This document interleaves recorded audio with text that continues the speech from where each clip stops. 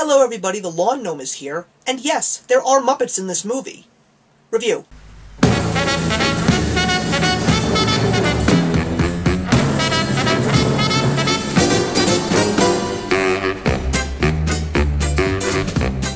One of the most anticipated movies of 2011 for me has finally reached the theaters, and of course that is The Muppets. Now, I am a Muppet fan from God knows way back when, and before I went to see this movie, I did expect it to be a good, fun movie with some of my favorite characters, and based on things that I had heard from people that have seen this movie and critics that had reviewed this movie, I have to say I was a little disappointed because the overall reaction to this film was, meh, you know what, they gave it a good try. But you know something, I just want to do something different and give a review based on what I saw, based upon the perspective that everybody else was giving me. One of the things that I loved the most about it was the fact that it was a very different Muppet movie, and I think that that is one of the reasons why a lot of people really didn't think they would appreciate it, because it wasn't a true Muppet adventure like the Muppet movie or the Great Muppet Caper, etc. It was really showing that a couple of years back, these characters that were loved by generations, young and old, were very big. They did their own show, they did their own movies, and at this point in time, you know, we're trying to figure out where they've gone. And you take these three fans, who were Jason Segel, Amy Adams, and a brand new Muppet who didn't know he was a Muppet, Walter, who was basically trying to send a message to these people saying, we love you, please come back, and all of your fans still love you.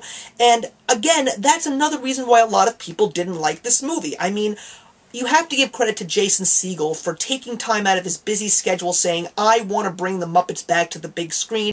And it seemed to me that people didn't like the fact that there were too many people and not enough Muppets. But again, it leads to the fact that this was really a movie about the fans and their appreciation for these wonderful characters.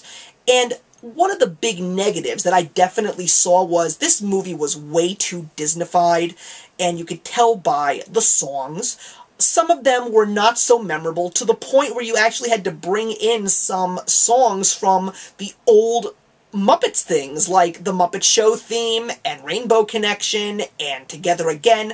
It was still nice to see this tribute, because it was also a message to say, you know something, don't judge the Muppets based on this movie. There is so much to see from these characters. Go see it. But you see the Walt Disney logo in the beginning and you say, okay, and then you don't even see the Jim Henson logo. People need to know that this was something that was dreamed up by a great man who basically said that you could take the simplest things like puppets and great comedy material and really turn it into something very special.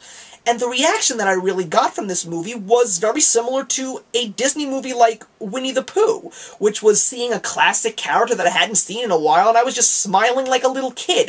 The Muppets really aren't child-oriented. If you watch old episodes of The Muppet Show, you're going to see a very unique kind of comedy that is just lost and really hasn't been there for so long, and it was just so great to see a really good attempt to bring it all back. But all in all, did I enjoy this movie? Yes, I did. It was so much fun to watch, and just seeing the Muppets back on the big screen was something that truly warmed my heart, and I'm just going to give this movie 3 out of 4. So that's my review, guys. Comment, like, and subscribe, and the question that I want to leave with you today is, who is your favorite Muppet? And it can be the Muppet, the Sesame Street Muppets, Fraggle Rock, whatever you want. I'm the Lawn Gnome, and remember that actions speak louder than words, and this hoodie is awesome.